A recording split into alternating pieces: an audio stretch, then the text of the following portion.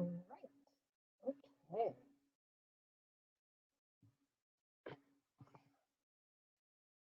Okay.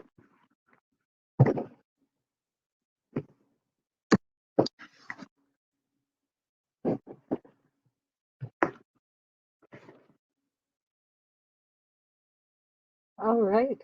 I'm just getting my little earplugs. I always forget about them. So sorry for the last minute scramble.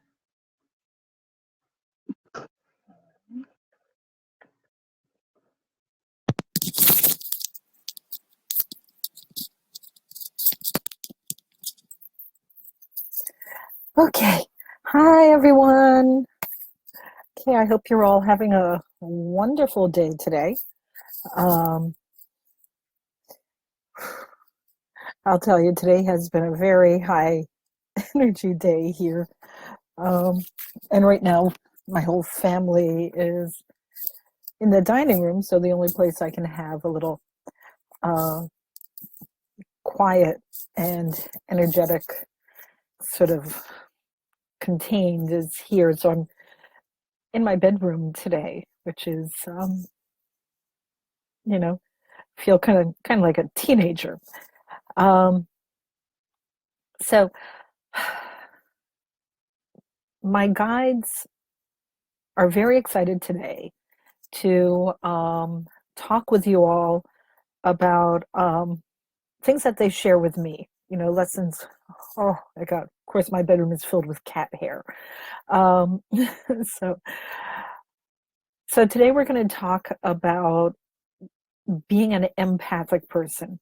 Um, I think most of the time, you know, when people come to me, I can always tell when people are empathic. Well, aside from you know, seeing this and feeling it.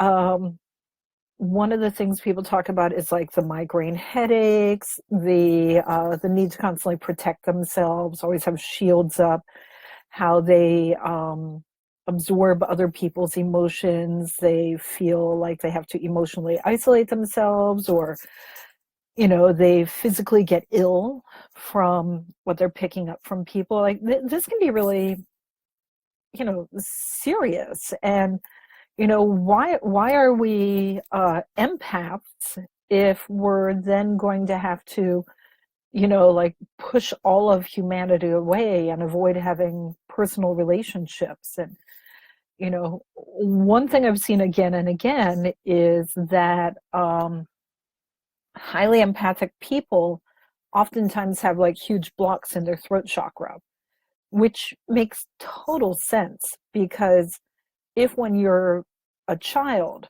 um, you see someone's emotional energy, and when you're an empath, um, it's like reading people's emotions. It's like reading body language.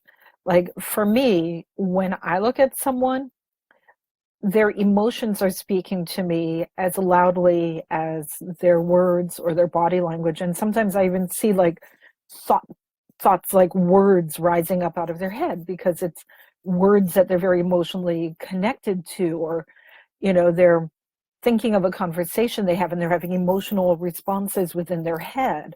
So it's like, it's not like telepathy, it's more like loud words will rise up and be very easy to read. So it's, when you respond to it, people can get really mad. Like they'll be like, "You're reading my mind. You're in my head. You're so intrusive." They can, or you can say something that you don't realize is private, and for them it's private. You can get very negative responses. Um, so we protect our throats. We stop ourselves. Like, okay, I'm not going to speak. I don't. Especially if you're like 6 years old, 8 years old, people yell at little kids. You say something. Like I remember when I was 9 years old, this fellow came over, and I remember the he was visiting with my parents, and I said to him, you look just like my grandpa, Carl. And my mother was so mortified because this guy was like recently divorced, and after years of like unhappy marriage, he was feeling good about himself, and he was saying how his ex-wife is going out and doing good, and he feels like, I'm finally ready to go out dating. And then, and I think he was like in his 40s. So for this kid to go, oh, you remind me of my grandpa, it made him feel really bad. And my mom was not happy with me. That's so impolite. Um, but then I said, but he's got Grandpa Carl's energy. They've got the same aura. They've got the same. And she's like, oh, so she explained to him. And then everyone was cool. And then he was like really, flattered because I told him how much I loved and appreciated and valued my grandfather. And it made me feel very close to him that he carried this energy.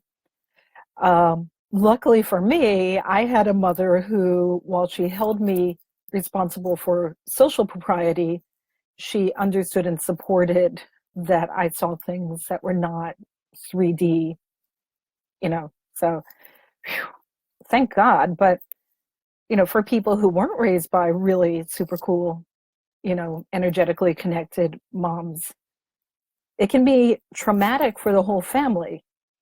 So when we're young, we learn to like shut off our throat chakras, don't say anything, don't get into trouble.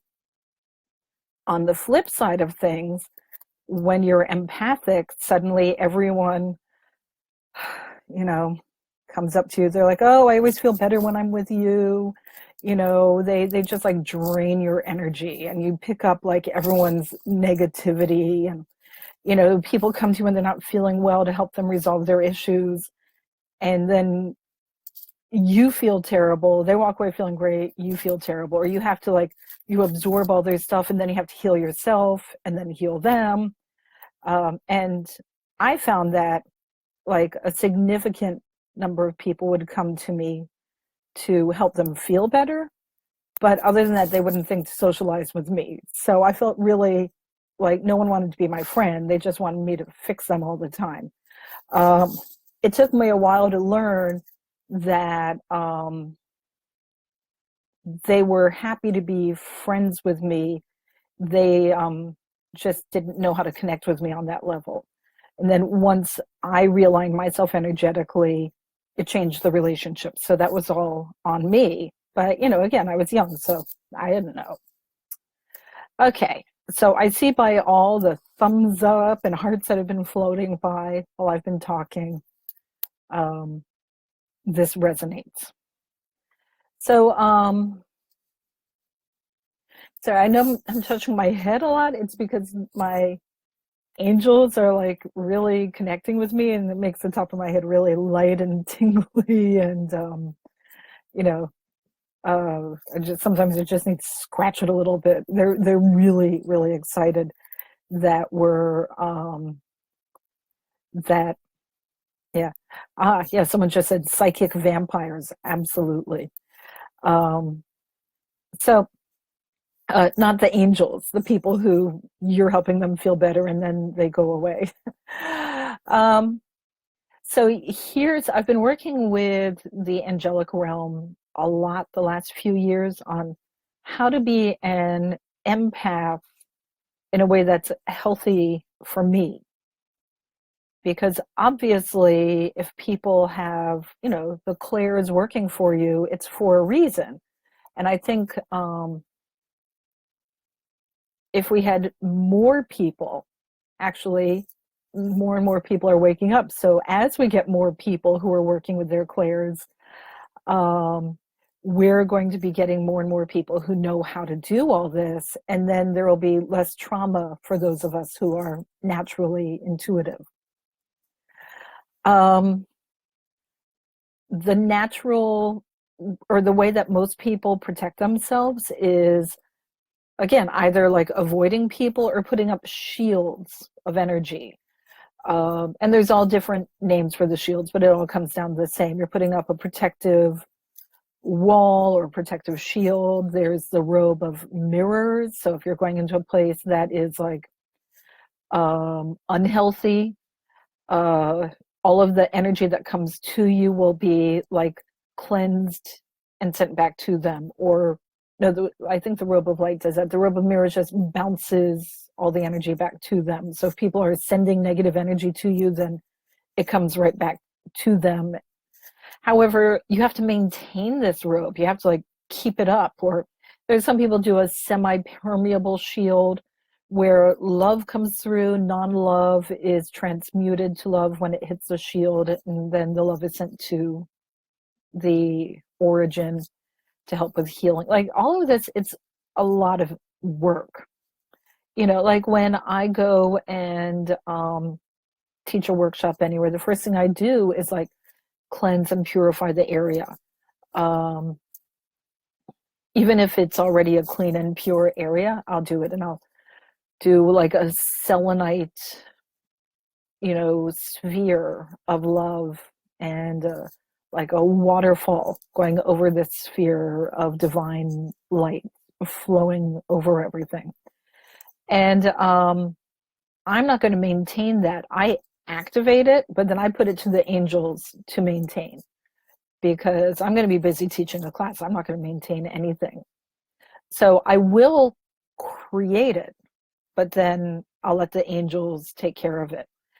And every time I go someplace, if I'm going to do like a really big workshop, especially if it's in like an office building where maybe the wellness center has great energy, but the building might have some, not so great, I'll create this, this sphere and a waterfall, and I'll make sure all the windows and the doorways have like all this waterfall of light flowing. And sometimes we'll, even if we need to get the vibe real high, we'll like smudge everyone as they come in, or we'll do selenite cleansing on everyone, and we'll have crystal singing bowls dinging. So we'll get started, and if there's anyone who doesn't want to release their light and cleanse themselves, they won't come in. If I have a workshop where there's like 30 or 50 people attending, there will always be one or two people who, for whatever reason, can't get themselves to walk through the door. And, these people have things going on in their lives where they don't want to be pured and cleansed for a few hours. They just can't let go of it. And it's amazing the antics they'll do. They'll be like, oh, I gotta go to the bathroom. And they'll come back to the door and they're like, oh, look, I got a phone call I gotta take. And they'll leave, and then they'll come back and they'll go, oh, I forgot I have another appointment. They won't, they don't really know why they can't come in. They just know they don't feel like it.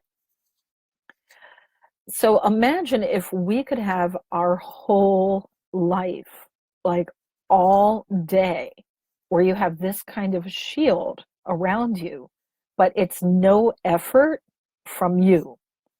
Like you create it, and then the angels are taking care of it. So you go through your day, and anyone who comes near you, if they have any non-love, they're like, I'll get with you later, and they walk away. This is what we want as an empath. And it's what the angels want too. So here's what I do. When I wake up in the morning and I'm still lying in bed, I will open myself up and I will do a calling out.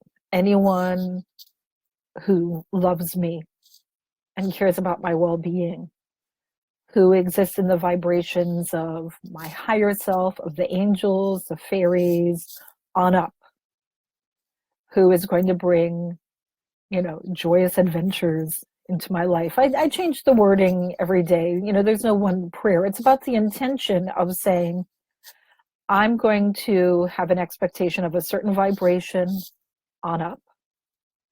And I welcome those who care about my well-being and wish to bring joy and good stuff into my life. Let's get together. And then whoever wants comes and chats with me. For me, most days start with like White Shell Woman and White Buffalo Woman, who I love greeting and working with. And, sometimes there's fairies. If I have like a lot of housework to do, then I might have some like angels who are really into cleaning, joining, because they're, anytime you have housework, invite cleaning angels. It's so much better. So anyway, I get all these high vibe beings. Sometimes, there's ascended masters there. Sometimes there's members of the Galactic Collective. Sometimes, Akashic Record Guardians. It also resonates with what I'm going to be doing with my day. And we'll chat for a bit on what I'm going to be doing with my day. What's my agenda? And we sort of get our energy and harmony together. Now, this sounds like a lot. All of this I mentioned really takes just like 2 or 3 minutes. It's sort of like, think about when you're at the breakfast table with your family and you're all like, okay, who's doing what? Okay, good, we're good. It's that kind of thing. And then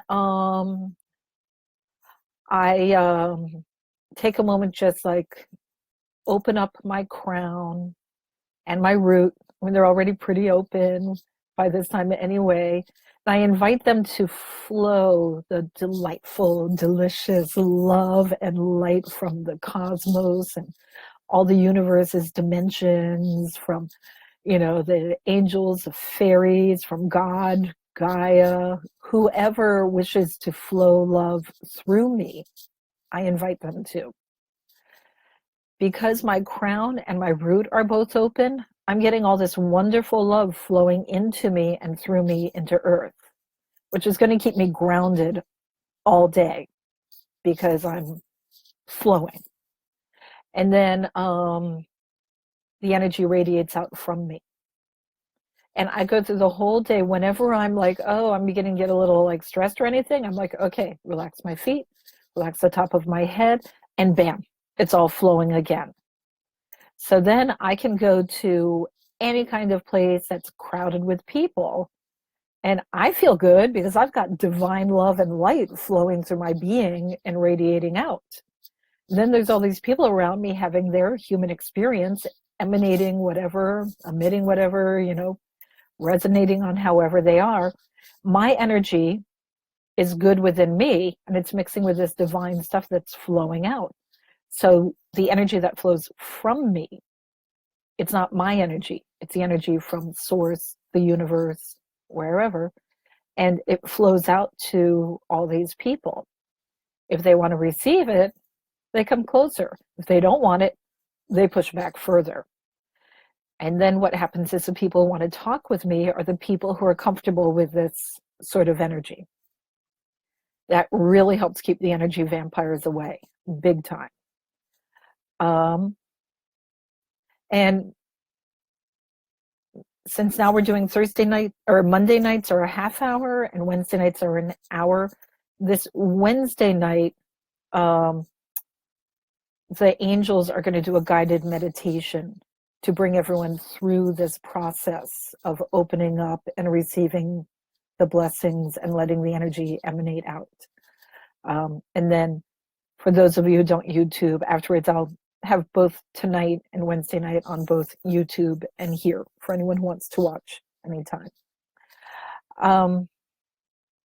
So the energy emanates out. And then people come up to you, they're like, Bonita, I have problems, I'm depressed, I have anxiety, I'm feeling really sick, I have constant headaches, whatever issues they have, they bring them to me. I don't absorb them because I've got divine energy flowing through me to them. They feel better. They're like, oh my God, that was the first deep breath I've taken in days or whatever. They feel better being in my presence because I'm just the conduit. My energy is good. It's still in me. I'm not getting anything from them. I don't have to put up any shields. It's just very comfortable. Because I'm not absorbing any of their stuff, I can see what's going on with them. I can feel it the same from an observational level. I don't internalize anything. It's all,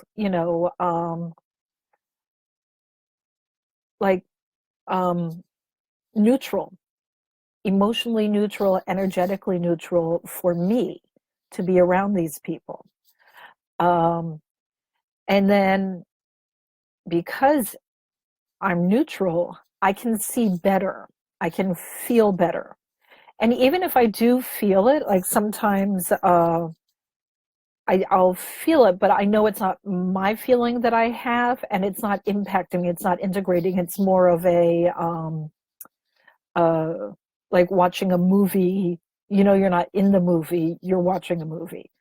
It's even if I feel a little bit, it's only enough for me to know what's going on with them, and it actually doesn't permeate me, which is like, informational without absorbing. Um, because how can it permeate when all this divine energy is flowing through me and out? It comes in, it touches, I'm like, oh, that's what it is, and then it flows back. Then when I go to work with the person, I'm like, I see this, I observe this, I'm aware of this, I understand that it looks like this is flowing this way, that is flowing that way, oh, I can actually observe a lot more because I'm not in the middle of it. Then when I'm giving the information to them, it helps me give a lot more detail that allows them to understand. They can introspect and go, oh yeah, it's this, it's that. And yes, I do get, this. And oh yeah, I do feel that. Because as I'm sending my energy to them, and it's not even my energy, again, it's divine energy, and they're absorbing it in, they're getting all this beautiful divine energy mixing with their observations and understanding and introspection. And they basically heal themselves with my guiding it, with my support and help, with my intuition. They become their own healers. And then, I talk with them uh, about allowing energy to flow in if it's relevant. Some people, yes, some people, they look at me like I'm crazy, but I always talk to people about what brings them joy, what makes them feel healthy and balanced and good. And we'll connect with that so that even after our session, they're not dependent upon me to keep healing them. They can go and, do whatever it is that they do that allows them to return to the memory of this place and release whatever they need to release. For some people, it's singing. For me, it's washing dishes. I love washing dishes. Some people it's taking a walk in nature. Some people just like, okay, catch my breath. I'm good. Yeah, so it will be unique for each person. Some people are very comfortable with just like letting all the chakras open and letting divine energy flow in. That's always like really great. So if you are an empath and you're an empath for a reason, you want to find that reason. You want to see what within you is you and what within you is stuff you've absorbed that's actually clogging your energetic arteries and keeping you from being healthful and emanating. Yes, that's a problem. Like I'm saying all this and you're like, oh, that's great. I want to try it. I want to be, divinely flowing with energy. But we've all got this like clutter and debris and nonsense that's already in us that we need to like release so that we can just be purely flowing. All right. So there's a few ways, and but what I want you to think about, and if you can, please join me back Wednesday because we're going to be doing a big exercise. Wednesday is when I'll channel the angels, and they're going to take over for most of this.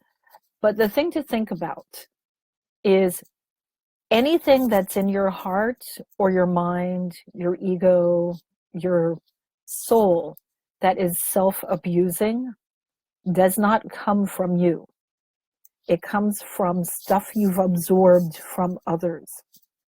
So your homework is to allow the distresses and agonies and self-abuses to show themselves and give them the same love that you give to friends when they come to you with distresses and agonies. And then ask these distresses, where did you come from? What made you be here in me? And you may find like memories coming up, or you may find like this little agony is an attachment, or it may be part of a ghost, or it may, like, a lot of times it's interesting. It's an interesting process to find out why you have distresses in your being. But every single time, this distress comes from something else. It does not come from you in your heart and your soul in this life. Now, sometimes it's some karma hanging over from a past life, and you're like, oh, here's a lesson I didn't finish learning, and it's just been like stuck on me. But even so, that's not you in this life. That is something that needs to be healed and released so you can get on with being you. So the homework I'm going to give you, should you choose to accept it, is to really look within yourself and allow everything that is distress and negative to reveal itself. Preferably like one or two at a time. You know, you don't want the whole mob there at once screaming for your attention. Get to know them, love them as though they're like little wounded birds, or, you know, little baby bunny rabbits, or something that's like really, needs love. Then give them that love and release them. This includes like self-debasing thoughts. It includes anxieties, fears, anything that shows up.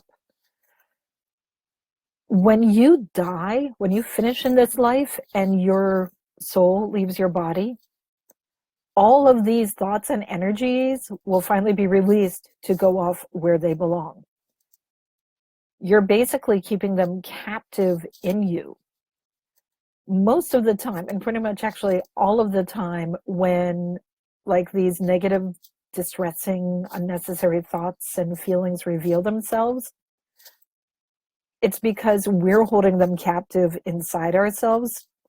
Obviously, usually not on purpose, but they're there. You're like, oh my God, I really like, like I'll tell you guys, for me, I can't tell you how many times I've thought to myself, what a loser I am. Just like big time loser. Oh my God, you're such a loser. You're such an idiot. No one cares about what you think. No one cares about what you say. You just say the stupidest stuff. This has been a lifelong issue for me. And I'm like, but I'm not a loser, and people enjoy what I say. I enjoy what I say, and if I enjoy it, then that's enough. So why am I carrying this around? I really looked at it, I worked with it, and it came down to some childhood memories. Again, empathic child speaking up, getting too close to the truth for the comfort of the people who are hearing it. So what do they say? Oh my God, you're so weird, you're such a loser, because they don't want to hear the truth that's presented to them. So I'm like, oh, I'm not a loser. I'm incredibly insightful and honest, and I don't need this self-doubt anymore. And I released it. It was like I lost 100 pounds of weight, like I lost 100 pounds of chains. It was so good. Now, of course, a week later it came back, but it was easy enough to release. It just kept it took a few tries and then it released. So when you open up your crown and open up your root and invite whoever of the highest vibration you feel like connecting with at the moment to flow through you. Now, keep in mind, it doesn't have to all be angels. High vibration can also be the very deep resonance of our earth. It can be crystals. It can be, shamanic energy, animal spirits. It can be, these are all love. So long as it is love and nature and divine, if you want to connect with it, go ahead, let it fill your body and flow through your being. Most people find it easier to open the crown and let that energy flow through them, through their root into earth. And once you're flowing enough, you just naturally start emanating. You don't even need to think about it. You just find that your energy is just like going out all around you. But if you find it easier to bring the divine up through your feet and up through your crown and out, go ahead. Go ahead. It works, both ways, whichever way it's going, or, you might feel like flowing both ways at once, divine to earth, Gaia to source. The energy will emanate, I guarantee. When the energy is emanating, you can go into any place filled with whatever kind of people, and the energy will just flow from you. And so long as you're connected, and it's like such a good feeling that you don't disconnect, it's like breathing. You don't stop breathing, the energy flows and the people respond in a way that's good for you. When you're in that state and you invite the residual distresses that are in your being up to present themselves and be healed, they will be so happy for it. And you will find then that you don't need to go looking at, okay, I'm going to go and heal my sacral chakra today. I'm like, that stuff is great. I do chakra work all the time. I'm total respect for chakra work. But in this process, all you have to do is invite whoever wants to come forward to reveal themselves. And you will get little memories, you'll get random thoughts, you'll get feelings, you might get past lives that like ended traumatically, and you're like, oh, well, just go back and connect with our higher self. And they'll be like, okay, thanks, bye. Sometimes they just want to share their farewell story to make sure that they're really seen for the life that they felt existed within them, as opposed to the final moments. And like I had this one life, I was a sailor. He was a great guy. He was just like crazy but fun. And he was keel hauled, and he ended up dying that way. They're not supposed to, but he did. And he was just like so embarrassed and all that, that for like hundreds of years he's been hanging around. And I'm like, okay, why do I have this anxiety, and why do I hate boat yards? Like, I'm fine with being on a boat out in the ocean, but in like when they're in the harbors, oh my God, like it makes me ill.